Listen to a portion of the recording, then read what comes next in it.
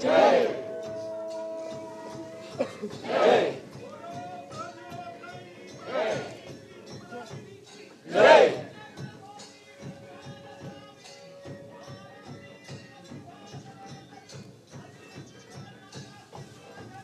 जय जय जय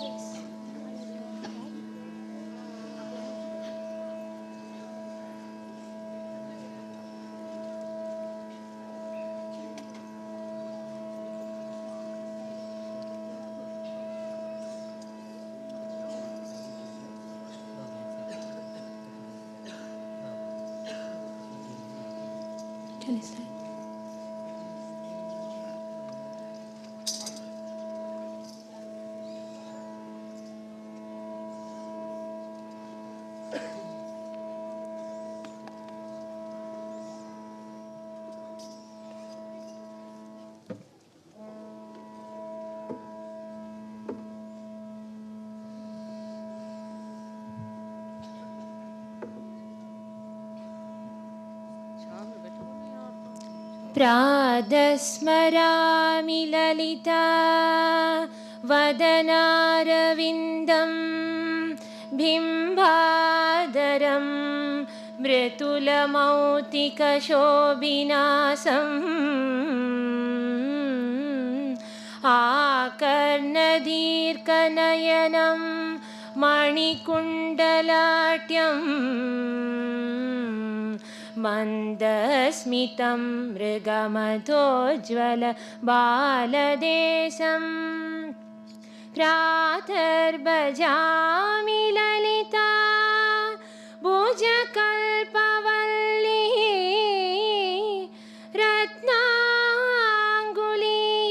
रत्नाङ्गुलीयलसतङ्गुली पल्लवाट्या माणिक्यहेमवलयाङ्गत शोभमाना पुण्ड्रेक्षु शाबकुसुमेक्षु श्रीनीन्तदानां प्रातर्नमामि ललिता चरणारविन्दं भक्तेष्टदाननिरतं भवसिन्धुबोधम् पद्मासनादिसुरनायक पूजनीयं पद्माङ्कुशध्वज सुदर्शनलाञ्जनाट्यं प्रातस्तुवे परशिवां ललितां भवानीं त्रय्यन्तवेद्यविभवां करुणानवद्यां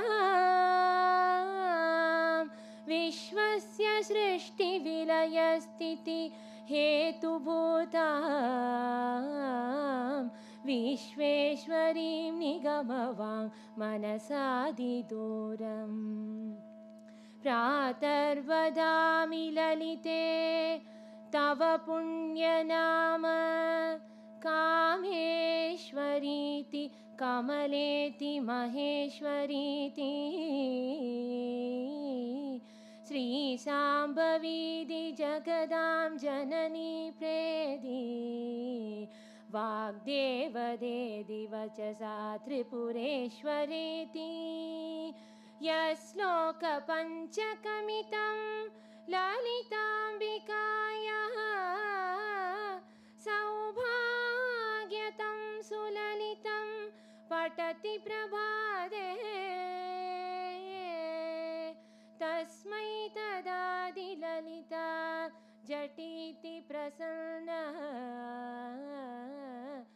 विद्यां श्रियं विमलसौख्यमनन्दकीर्तिम्।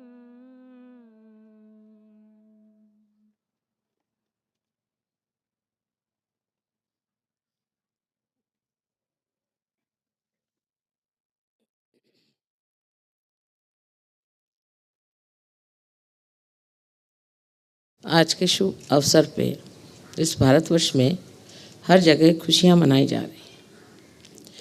इसका कारण ये है कि सूर्य जो हमें छोड़ करके, भारतवर्ष को छोड़ के और मकर वृत्त पे गया था, वो अब लौट के आया है और पृथ्वी और सूर्य के युति के साथ जो जो वनस्पतियाँ, खाद्यान्न आदि चीज़ें होती हैं, वो सब होने का अब समय आ गया है। और जो पेड़ सर्दी में पूरे पत्तों से दूर हो गए थे, पूरी तरह से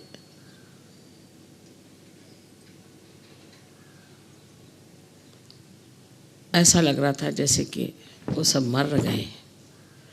वो सारे पेड़ फिर से जागृत हो गए, उसमें हरियाली आने लग गई। और इसलिए इस समय का जो विशेष है कि पृथ्वी फिर से हरभरित हो जाएगी, सारे ओर फिर से कार्यक्रम शुरू हो जाएंगे।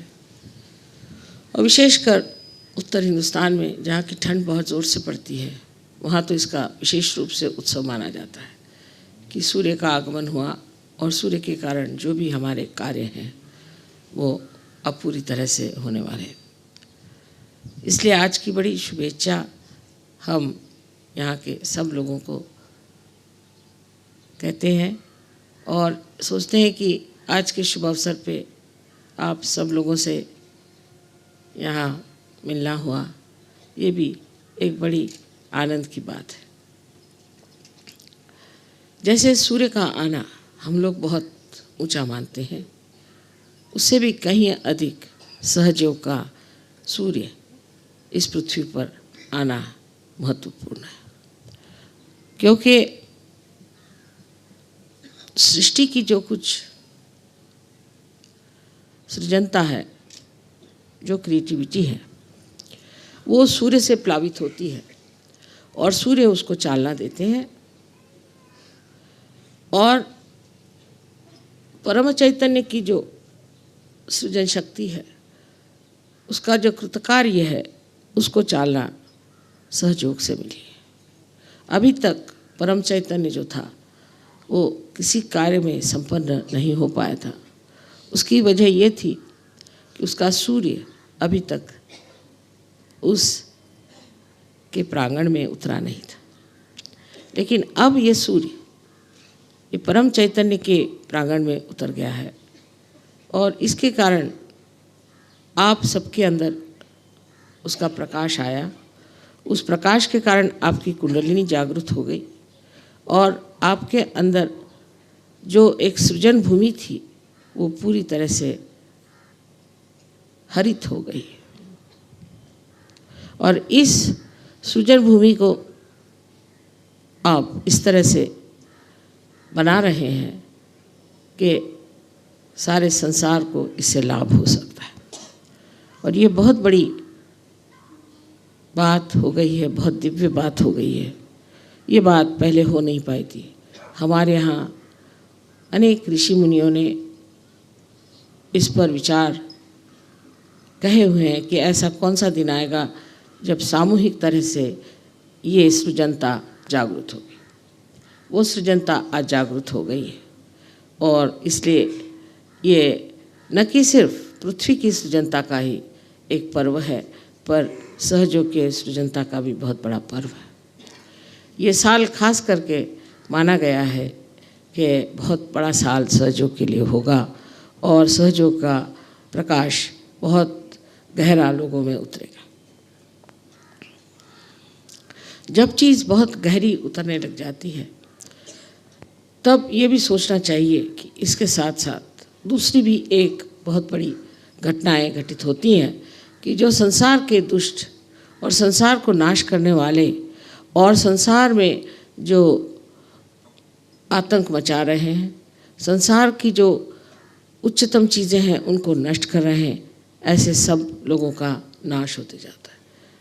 जैसे ही अंकुर फूटने लग जाते हैं, अगर वो सत्य लेकर आए हैं तो जहाँ वो फूट नहीं सकते वहाँ वो तहस नहस कर देंगे और सब तरह से नाश कर देंगे। इस प्रकार जो कुछ भी कुवृत्तियाँ हैं, जो आसुरी शक्तियाँ हैं, वो सब नष्ट हो जाएंगी। जैसे कि सूर्य के आने के बाद सारा तम, सारा अंधकार नष्ट हो जाता है, उसी प्रकार सहयोग के प्रकाश के आने पर सारे संसार का अज्ञान का अंधकार, दुष्टता का अंधकार पूर्णतया नष्ट होना चाहिए। सो आज उस कगार पर हम खड़े हैं कि यहाँ से एक बहुत ऊंची उड़ान हमें लेनी है और इस उड़ान में हमें सोच लेना चाहिए कि हमारे अंदर जो कुछ भी बोझ है उसे हमें हल्के कर लेना चाहिए। हमारे अंदर अनेक तरह की प्रणालियाँ हैं, अनेक तरह की हमारे यहाँ गलत धारणाएं हैं, उसी प्रकार हमारे अंदर हर एक तरह की अंधता, ये सब अंधता को हमें छोड़ देना चाहिए और एक पूर्णतया निस्संग होकर के हमें इस उड़ान को लेना। और जो लोग उससे दूर नहीं होंगे, जो उससे अपने को अलग नहीं करेंगे, वो लोग इस उड़ान को नहीं ले पाएंगे। आप लोग सब सहयोग की महत्ता जानते हैं, उसकी दिव्यता जानते हैं। आप सर्वसाधारण नहीं हैं और इसलिए ये मैं बात कहना चाहती हूँ कि जिसे और ऊंचा उड़ना है और ऊपर उठना है, उसे ये जो अपने ऊपर लादी हुई बहुत सारी कुसंस्कारों की बेड़ियाँ हैं उनको छोड़ देना चाहिए। इसी प्रकार हमारे अंदर अहंकार की और अहम भाव की एक बहुत ज़्यादा पहाड़ी जैसे दशा है। इस पहाड़ को भी हमें पूरी तरह से नष्ट कर देना चाहिए और ये करने का तरीका ध्यान, धारणा और पूरी तरह से सहयोग में रत होना, उससे पूरी तरह से शरण हो जाना ही है। जो मनुष्य सहयोग में शरणागत में नहीं आता है वो अभी भी बहुत आधा है और हो सकता है कि इस उड़ान के दौरान वो पीछे ही रह जाए और फिर उसी नर्क में जाए जहाँ पर और लोग जाने वाले हैं। इसलिए ज़रूरी है कि सब लोग पूरी तरह से प्रयत्न करें। आधा अधूरा प्रयत्न करने वाले लोग जो भी सामने आते हैं और कोशिश करते हैं, उनके लिए यही मैं कहना चाहती हूँ कि आधा अधूरापन कृपया छोड़ दीजिए, क्योंकि इस आधे अधूरेपन से आप कोई भी चीज़ को प्राप्त नहीं कर सकते। तब आप उस महान स्थिति को कैसे प्राप्त करते हैं जिसके लिए लोग हजारों वर्ष तक तप आदि करके अपनी स्वच्छता करते थे। अपने को किसी तरह से गिराने की या किसी तरह से शापित करने की ज़रूरत नहीं, किंतु ये जान लेना चाहिए कि आज हम एक शीशे के सामने खड़े हैं और हमारे अंदर दिखने वाले सारे दोषों को हमें पूरी तरह से लय कर देना चाहिए। जब आप अपने से हटकर अपने को देखेंगे तो आप इसे समझ जाएंगे कि ये सारी चीज़ें हमें नष्ट करेंगी। पर ये होते होते आप देखेंगे कि आप पर अनेक आशीर्वाद परमात्मा के आएंगे और उस अनेक आशीर्वाद में मनुष्य ये सोचेगा कि मैंने सब कुछ पा लिया। एक ये भी बड़ा सम्मोहन है कि हमें ये चीज़ मिल गई, हमें वो चीज़ मिल गई, दुनिया की चीज़ें मिल गई और इस तरह से ये हम जब कोई चीज़ को पाना चाहते हैं तो उसके किनारे पर कुछ कुछ ऐसी भी बातें हैं जो मोहित कर सकती हैं, लेकिन उधर रुकना नहीं चाहिए। अपने को तो परम गति को प्राप्त करना चाहिए। ये जन्म जन्मांतर की आपकी पुण्याई है, उसे पूरी तरह से प्राप्त कर लेना चाहिए। और जो अपने अंदर छोटी छोटी ओझी इच्छाएं हैं उनको छोड़ करके पूरी तरह से शरणागत होकर के सहयोग में आपका पूरी तरह से योगदान देना चाहिए। जिसने ऐसा किया वही पाएगा, और जो ये नहीं कर पाएगा किसी भी वजह से, सो ये मैं बता सकती हूँ कि परमात्मा के भी दरबार में इतनी जगह नहीं। वहाँ जाने वालों को भी सोचना चाहिए कि हमें वास्तव अगर वहाँ पहुँचना है तो ये सारे बोझे हल्के कर देने पड़ेंगे, और एक ही हमें मार्ग लेना पड़ेगा। एक ही तरफ हमारा पूरा प्रयत्न होना चाहिए कि हम किसी तरह से इस और अग्रसर रहें और बढ़ते रहें। हर साल आपको चाहिए कि आप अपनी छानबीन करिए कि जो हम पिछले साल थे उससे आज क्या हो गए। हम बहाने बना रहे हैं या हम कुछ सोच रहे हैं कि हमें ये करना है, हमें वो करना है, वो ज़रूरी है, ये ज़रूरी है, या हृदय से हम चाहते हैं कि हम उन्नत हों। क्यों? और बहुत से लोग ये भी सोचते हैं कि सहयोग के द्वारा हमारी बीमारियां ठीक हो जाएंगी या हमारी कुछ और चीज़ें समस्याएं हल हो जाएंगी, ऐसा हो जाएगा, वैसा हो जाएगा। सो उनको पता होना चाहिए कि सब समस्याओं का हल एक ही है कि आप उस दशा में पहुंच जाएं जो परम। फिर हर एक काम अपने आप बनते हैं, आपको कुछ करने की ज़रूरत नहीं।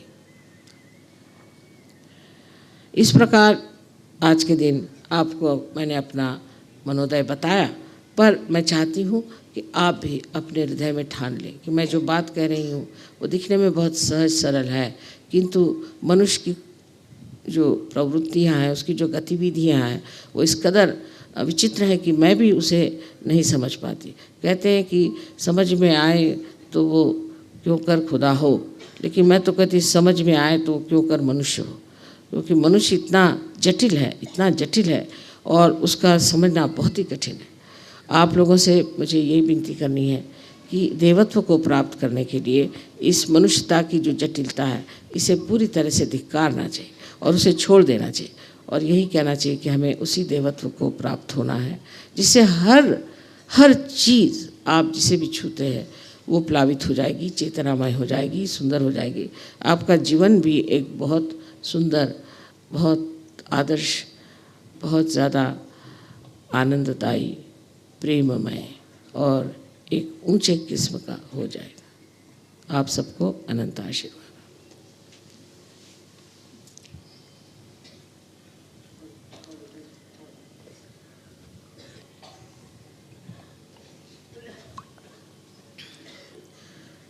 Today is a day for us to celebrate in India very much, and maybe also most of the Europe, because the sun goes down to the Capricorn, and from Capricorn it then comes to Tropic of Cancer. When the sun comes on this earth back, then all the creativity of the Mother Earth starts acting, and she creates such beautiful things like flowers, such nice things, nourishing things like fruits, and fulfilling things like foods. She makes our eyes cool down with the greenery she has, and the way she blesses us is many-fold with the advent of the sun. In the same way, now that the sun of Sahaja has risen and is coming to the zenith, and it has definitely shown you the result on the earth principle, that is your Muladhara, and the creative power of that Muladhara, which is the Kundalini, has been rising and rising and rising and opening your being and showing the results in your lives. It has made your lives very beautiful. It has made your life very joyous and very happy. Now we are at a point where we have to trigger a new jump, a new flight we have to take. And for this flight, we have to see that we really become very light in our ideas, in our thoughts, and in our conditionings. We are so much full of conditionings. All kinds of conditionings are on us. They're so deep that sometimes I fail to understand human beings. I just don't understand how they get stuck to things which are of no value, which have no sense, and they get lost. In this higher jump that we are going to take, many will be left behind as a result, those who won't be able to come out of that. So at this stage, I have to request you that you should really fully dedicate yourself to meditation and surrender yourself to collectivity.